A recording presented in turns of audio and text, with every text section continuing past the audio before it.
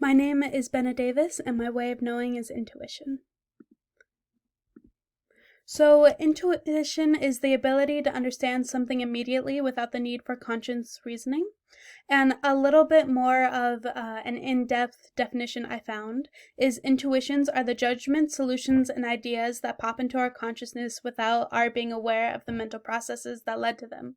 When you suddenly know the answer to a problem that you've been mulling over, or when you know that you like someone but you can't tell why, your knowledge is intuitive.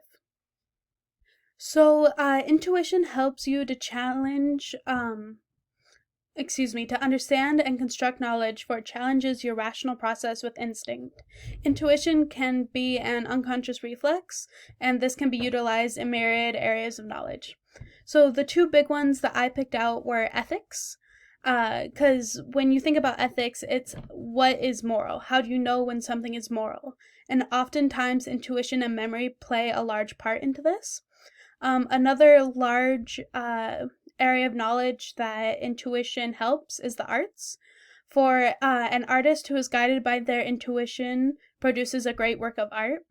And a famous quote is, "If I think, then everything is lost." And the painter of said quote is the one featured on the screen. So another aspect of intuition is instinct. Instinct is an innate, typically fixed pattern of behavior response to a certain stimuli, a reaction or reflex not caused by rational thinking. So my first real world situation involving intuition is I went to the homecoming tailgate with a few of my friends a couple months ago, and we planned to go to the game right after, like we were having tons of fun, but something just told me not to go. So I vocalized to this to my friends, and we went to Chick-fil-A and watched a movie at one of our houses instead.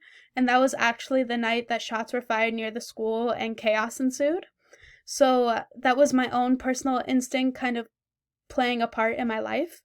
Another important part of intuition is cognition, which is the mental action or process of acquiring knowledge and understanding through thought, experience, and the senses. So a term you will often hear when involving intuition is innate knowledge. That is a philosophical doctrine that holds that the mind is born with ideas and knowledge, that therefore the mind is not a blank slate at birth. It asserts that not all knowledge is gained from experience and senses. One of the first people to argue this is John Locke. You must remember him from freshman history, and he is featured on the screen. And a couple experiments I found showed interesting things involving intuition.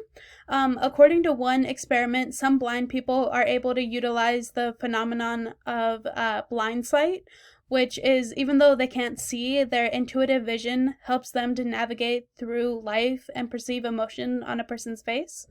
And in another study, it was actually proven that women are generally better at reading facial expression than men. Therefore, they're more likely to pick up on social emotional messages, which I think is kind of funny because it's a cliche in society that men can't pick up on any hints, and there's actually been studies that proves that. So another big part of intuition is making an inference, which is a conclusion reached on the basis of evidence and reasoning. The unconscious is a huge part of intuition, and unconscious is defined as the part of the mind which is inaccessible to the conscious mind, but which affects behavior and emotions. In this image I've included on the left, the iceberg in the mind.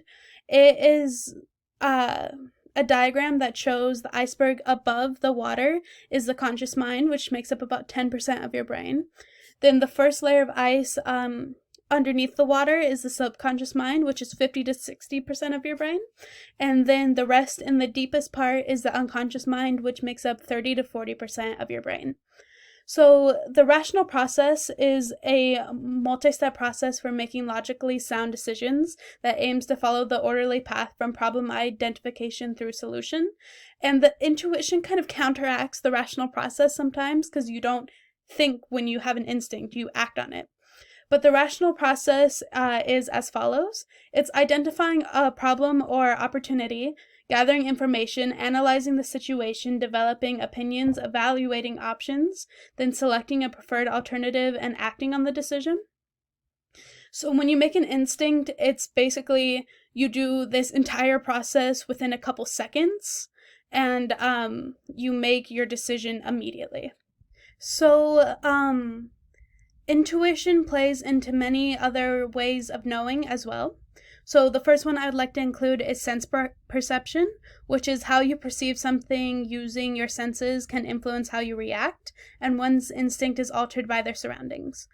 For example, a soccer player who seems to have a sixth sense about exactly where to pass the ball, as well as historian who feels suspicious about a historical document that is later confirmed to be a forgery. I was reading the IB textbook and I came across this fascinating real-life example where a scientist named Klein was studying firefighting teams, and he was talking to a captain about how he made decisions where to place his men, his hoses, his ladders, and the team captain responded with, "Wait a minute, I don't make decisions. I do what I see needs to be done, lightning fast. That's the only way. There's no time for thinking about it. I've got a sixth sense about these things." And this is a very evident example of intuition at work. So the next way of knowing I would like to include is memory. Memory and intuition interact with each other for what has happened to you in the past, and what oneself remembers will affect your intuition and response. For example, a mathematician who sees the solution to a problem before they have time to reason it out. My first thought when I came across that example is with the Pythagorean theorem. I already know that when one side is 3 and one side is 4, the hypotenuse is automatically 5, and I just have that as a memory from taking so many math classes. Some more examples are a senior doctor who can tell when someone is about to have a heart attack, a chef who puts together a gourmet meal without mechanically following a recipe, as well as an entrepreneur who has an instinctive eye for a promising money-making opportunity. So memory and intuition interact with each other greatly. So, in conclusion, intuition is a powerful way of knowing, and it's actually fascinating because before doing this project and researching on my own, I had this mindset that intuition is mostly used in life or death situations, but everyone actually uses intuition daily for everything in their lives. So, I hope you learned some stuff about intuition. Thank you.